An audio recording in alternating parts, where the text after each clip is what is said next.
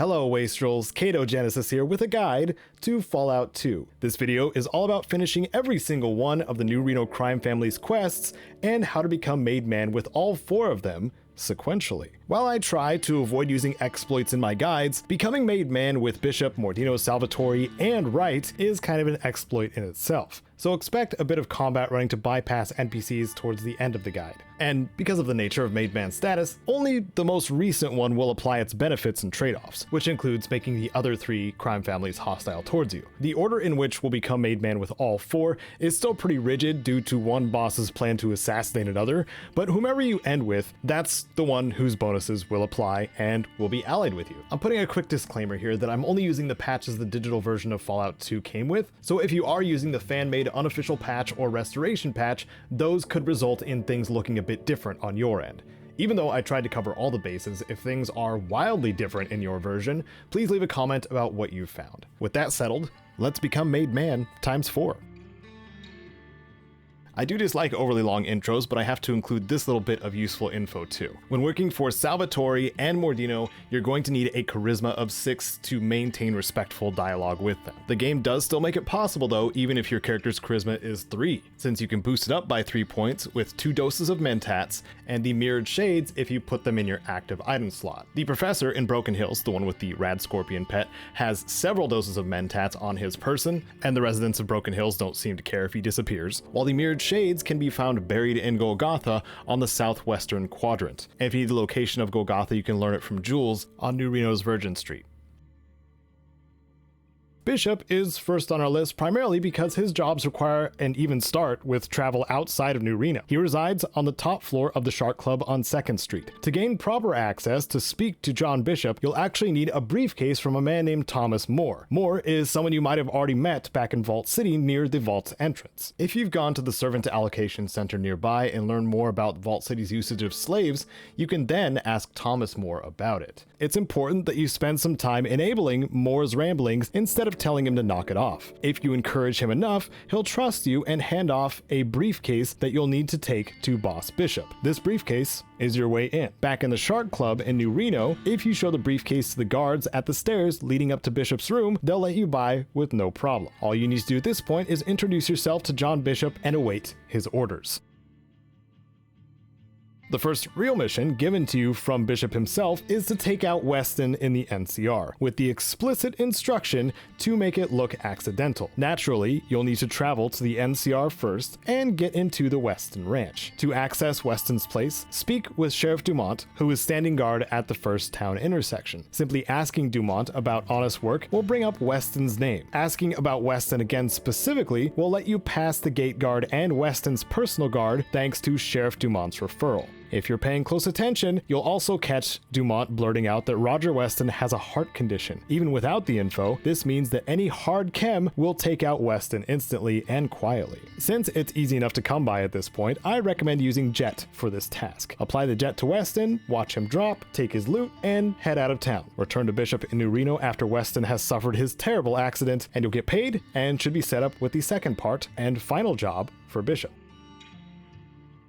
The second quest for Bishop asks to whack Vice President Carlson in the NCR next. Once again, you'll need to travel to NCR with a similar challenge to enter the target's estate. Fortunately, the death of Carlson doesn't need to look like an accident, so we can get a bit more creative with this one. To gain entry into Carlson's estate, supposedly at the bar outside of town during the nighttime, Merc can give you a referral to enter the estate, but I couldn't figure it out and probably had already done missions for Merc, which kind of overlapped my ability to do this. But there's a somewhat less tedious method that would be to simply steal the presidential pass from Tandy's advisor Gunther at the town hall. Don't worry too much about having a low steal skill. I was able to pull it off with a steal of 20. But of course, saving beforehand is kind of a given. After you have the presidential pass, use it on the guard outside of Carlson's estate gate. You'll now have free reign to take out Carlson. Here are a few options. Timed explosives planted on Carlson are likely to work. You can even wait in the next room. Another choice, if you have a fair lockpick skill, you can walk into his room, lock the door, and kill him with a weapon of your choice. Even if the guards are alerted for combat, they won't be able to get into the room. Once Carlson's dead and combat ends, simply unlock the door and leave. Carlson's back window that you can reach from the wooden gate is also an option if you have a ranged or throwing weapon to take take him out quickly. The locking method also works on the wooden gate. If the gate isn't locked and the assassination takes longer than one turn, the guards may stay hostile after Carlson is dead using the window method. However you choose to off Carlson, once he is deceased directly or indirectly by your hand, return to New Reno for the next step. Upon your return to New Reno, Bishop is now at his final quest stage before granting Made Man, so we'll move on to Salvatore.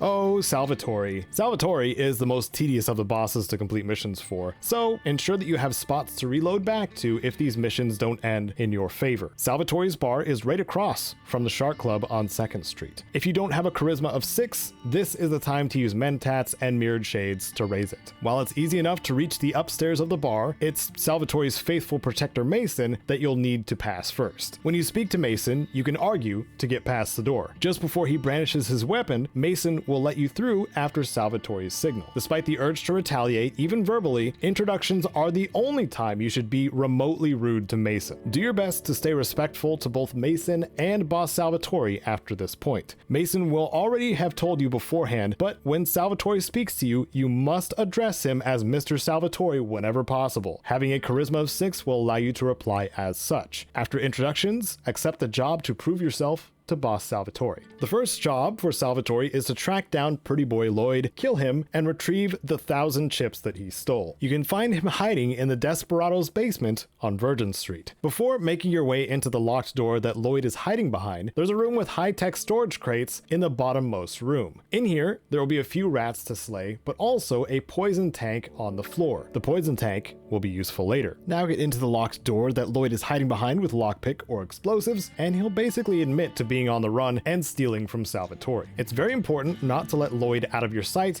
because he'll bolt whenever he gets the chance. When he tells you about where the money is stashed, tell Lloyd to show you where. You'll be taken outside of town to Golgotha, the place where the Mirrored Shades are buried if you haven't gotten them yet. Dialogue will open again after you both arrive, and you can force him to dig up the booby-trapped grave where he stashed the 1,000 chips. Once Lloyd goes down into the grave, you can kill him by either following him in and starting combat, or tossing the uncovered mine down after him. Again, he will escape if you just wait for him on the surface, so it's best to tie off this loose end. Walk over the grave to get down into the bunker, and you can retrieve Salvatore's stolen money from the footlocker. Head back to Salvatore in New Reno after you're done in Golgotha. If Mentats were used initially, make sure they're still active, and head up until Mason the good news. He'll let you into Salvatore's room, where you'll then have the option of shortchanging Boss Salvatore. Obviously, respect is the name of the game here, so be sure to give the boss the full amount of 1,000, and if he's pleased, he'll stop you halfway and let you keep 500. Before leaving, you might want to loot the footlocker up here for the laser pistol. Simply having this on your person can make the next task much easier. The second job for Salvatore is to collect a 1,000 chip tribute from Renesco in Commercial Row, right down the street and through the green exit grid from Salvatore's place. Renesco is a cranky, crotchety, curmudgeonly old man. The urge to kill will be high, but keep in mind that he's tied to a quest for the Wright family as well. So for the purpose of getting a made man sweep, killing him is not an option. Renesco's dialogue is also a bit of a minefield, so saving is a good idea here too, since we'll need to talk to him after this quest. Thanks to his unhelpful nature, even getting the grand that he owes will prove a chore. When speaking to Renesco, you'll need to be firm with the fact that you're here to collect for Mr. Salvatore. If he needs further proof and you can't threaten your way through, flash the laser pistol and he'll finally reveal that he can't actually pay. He'll turn the problem onto you, where then you can offer the solution of paying the tribute with your own money and in turn get a one-time virtually 100% discount on Renesco's goods. I say virtually free because you still need to put a value of 1 on the barter table for the transaction to work. After that interesting turn of events, return to Salvatore and give him the tribute he's owed. Once again, if Salvatore is pleased, he'll stop you partway through the transaction and let you keep some of your own money. After this mission, if Salvatore surmises that your business is done, that's a sign that he doesn't like you enough, and you'll be locked out of the final task. If that's the case, you'll also be locked out of becoming made man with him. If you've been respectful at every turn and Salvatore does like you, the third and final job will be offered and involves being a guard during a remote transaction. While it has been an option up until this point, this is the time to ask Boss Salvatore for a Lightbringer, laser pistol, if you've been told about them from local chem pushers. Either way, once the job is accepted, you'll be directed to Mason for the details. If you did ask, Mason hands you a laser pistol and can train you a little in energy weapons if you request it. Once you've already started dialogue with Mason, it's best not to waste any more time by asking him to wait. Just go with him to the transaction. This is by far the easiest mission for all the families anyway, and all you really have to do is stand still and wait for the transaction with the power armored figures to complete. Return to New Reno, speak with Mason to ensure the door will open later, and now Salvatore will be ready to declare you a made man. Not yet though. Not yet. If Salvatore was the most tedious, Mordino is the most straightforward, so long as you can maintain that 6 charisma. Mordino's base is the Desperado Casino on Virgin Street. If you've gotten info on the family from Jules or Jagged Jimmy J, or have become a prize fighter, you can make an easy introduction with Lil Jesus at the Desperado's bar. Either way, there's several ways to talk Lil Jesus into getting a word in to see Big Jesus Mordino upstairs. As an extra benefit, if you're holding a knife, Lil Jesus can train you in melee skill for a price. After making it to the 2nd floor of the Desperado and heading through the several rooms to reach him, Big Jesus Mordino will introduce himself and is likely to correct you that he must be called Signor Mordino. Again, similarly to Salvatore, it's important to address Big Jesus with the utmost respect if you wish to become made man with the Mordinos. Once introductions are over, the first job is a simple one. Take a package to Ramirez at the stables outside of town, then return. The package given to you is a small supply of jet, the chem the Mordinos are known for keeping supplied in New Reno. The advantage of this mission is that Big Jesus will actually give you directions to the stables. This secondary location is where jet is created, and its creator, Myron, resides. The delivery, however, is cut and dry. Simply enter the pens in the left building, speak to Ramirez, and deliver the package. Even though you're mostly free to explore the stables during and after this delivery, taking Myron with you as a companion can cause Mordinos to open fire on sight. So if you plan to get Myron on your team, ensure that you're done with the Mordinos before hiring Myron. Return to Big Jesus after the delivery, and if you mention that Ramirez is clearly a jet junkie, you'll learn that the supply you delivered was poisoned. After giving you your small monetary reward for the delivery, Mordino will have the next job ready. The second job for Big Jesus is to head to the Corsican brothers at the Golden Globes on 2nd Street and collect tribute. This is another simple task. Unlike the ordeal with Renesco, the Corsican brothers seem to know exactly what Family Mordino does to people they no longer need. At mere mention of Jesus Mordino, you'll be able to collect the tribute without issue. If you're a prize fighter, you'll be able to swing your popularity around for an audition with them too if you'd like. Afterwards, head back to Big Jesus for another small reward. The final job for Mordino is quite a turn, because Big Jesus asks you to take the biggest job in New Reno, kill Boss Salvatore. While the rest of the quests we've taken to their turn-in state, this one can be postponed for now since becoming made man with Salvatore kinda requires him to be alive. The Wright family have the fewest missions, but the time needed to complete these matches the previous crime boss's missions and then some. For an easy way to see Boss Wright, you can start by heading to the east side of town from 2nd Street. Once you're there, your first stop will be the ruined train station. If you introduce yourself to Chris Wright before heading to the manor, you'll be able to ask about his family and if they're hiring. If you carry the conversation outright, you'll get a referral from Chris for when you get inside. With that, you can head to the Wright's large house in the middle of the map. After entering the house, Keith Wright, who's wielding a rifle, will be the doorman you're looking for. Speaking to him and mentioning Chris's recommendation will let you see the boss of the family, Orville Wright. Like the other bosses, Orville is just as dour as the rest, but for a different reason. After introducing yourself, you'll find out why. The first job Orville offers isn't light work at all. To prove yourself to Boss Wright, you'll need to investigate who killed one of his sons, Richard Wright. You can end this mission prematurely by framing one of the many chem dealers,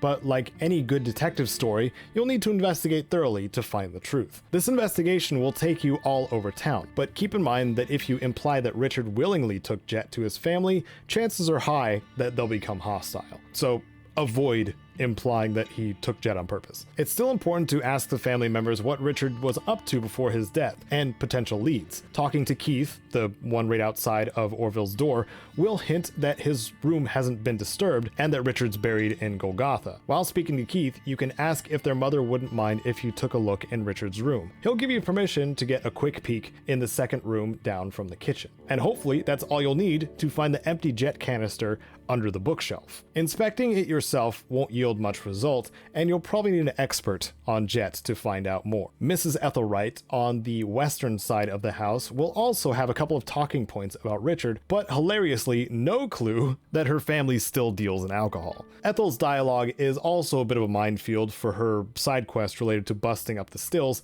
but entirely separate from the jobs Orville gives, thankfully. After you've gotten enough of a lead from the Wrights' homestead, talk to the main pushers on the street, Jagged Jimmy J on 2nd Street, and Lil Jesus and Jules on Virgin Street. If you show the jet canister to Jagged Jimmy J, he'll take a whiff and immediately report that it smells like rad scorpion venom. Without much need of coercion, the other chem pushers will point fingers at Renesco in Commercial Row. If you've killed or aggravated Renesco during Salvatore's quest, this might make this quest a dead end since he is crucial with finding out how Richard died. Heading into his shop and asking about Richard Wright, Renesco will get as defensive as expected and point at Jagged Jimmy J and Jules. You can infer that since you've likely spoke to them already, this doesn't add up. Question further, and making sure you don't say Richard's name going forward, Renesco will direct you to Golgotha to check Richard's grave for clues. If you don't have the empty jet canister from Richard's room at this moment, you can instead take a trip to Golgotha, find his grave by reading the headstones, dig it up, and using Inspect, you'll detect fumes from the body that will imply poisoning. The Golgotha portion can be bypassed if you've already had Jagged Jimmy J inspect the empty jet canister, then show it to Renesco. You'll have pieced together at this point that Richard didn't overdose, he was poisoned. When you have this info, you can speak again to Renesco and mention the rad scorpion poison. He'll freeze at the mention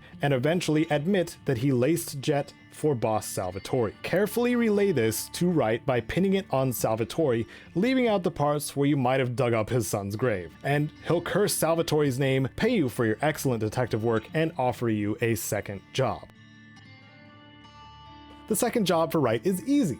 Just get into an army depot defended by active minigun turrets. It's obviously not that easy, but this job will take you to the secondary location known as Sierra Army Depot that has a lot of loot to retrieve. There's plenty of robotic defenses inside too, and an easy alarm to trigger on each floor. Fortunately for Wright's mission though, all you need to do is blast open the depot's front door and step inside. Everything else is optional. Saving frequently will come in handy here, as these turrets put out enough damage to Swiss cheese you in a single turn. Combat armor or better is also advised for this portion. Technically, you'll only need to take out 4 turrets here, and if you're a good shot and damage their sensors with an aimed attack, you can have a much easier time dispatching them. EMP grenades are also devastating to these defenses and will probably only take 1 to take out each turret. Beware of explosive traps around the area too. There's some around both of the structures we need to go to. To blast open the front door of the depot, you'll need to get into the left building with some lockpicking and loot a howitzer shell from the large container inside. You can then take that shell to the garage on the eastern side, load the shell into the artillery, and activate it to blast open the front door of the depot. After taking 1 step into Sierra Army Depot's interior, returning to Boss Wright will be the last thing you need to do to gain Made Man status with him.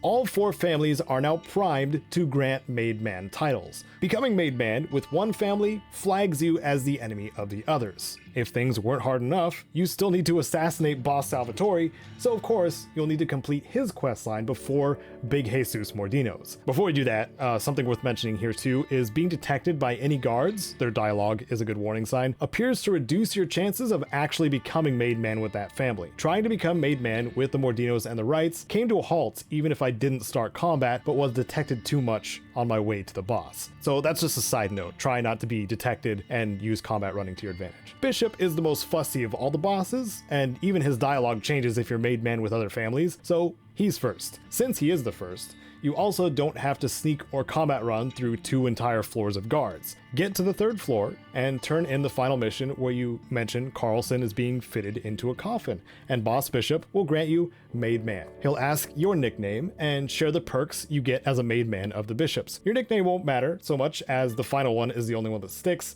and the perks can be tested if you need new equipment at discount or want to pay a visit to Miss Kitty. Once you're ready, we'll head to the more challenging parts. Second is Salvatore, who is still tedious as it requires a bit of combat running now and or heavy sneaking. Starting from the lower floor, combat run or sneak past the guards and tables to the stairwell. If you're noticed on the ground floor, the guards will give a call out first as a warning, then open fire if you're still in line of sight. After heading upstairs though, it does get a little more tricky. This part is where the followers come in handy, since they can block line of sight with Mason. Using the door to Boss Salvatore's room does check if you've spoken to Mason prior, so if you hadn't beforehand, you'll need to do that with your companion blocking line of sight, then start combat, open the door, run through, then end combat. Ensure again with Boss Salvatore that you have 6 charisma here with mentats, mirrored shades, or otherwise. As soon as you've ended combat, speak to Salvatore. If he likes you enough and you've done everything he's asked to the letter, he'll ask you to sit and become a member of the Salvatores. After becoming made man, you won't have a problem walking out at this point, except you also need to kill Salvatore for the Mordinos. The sneakiest method of killing Salvatore is simply stealing his oxygen tank, which we'll be doing. Save beforehand, of course, and the alcohol in nearby shelves can dull his senses further if needed. Recall that we should have the poison oxygen tank as well from the basement of the Desperado, but due to a bug, it needs to stay in your inventory rather than be placed in Salvatore's pockets. So, walk up behind the boss, use the steal skill, take his oxygen tank and the money if you're feeling like a klepto, make sure the poison tank is staying in your own inventory too, then walk over to the stairwell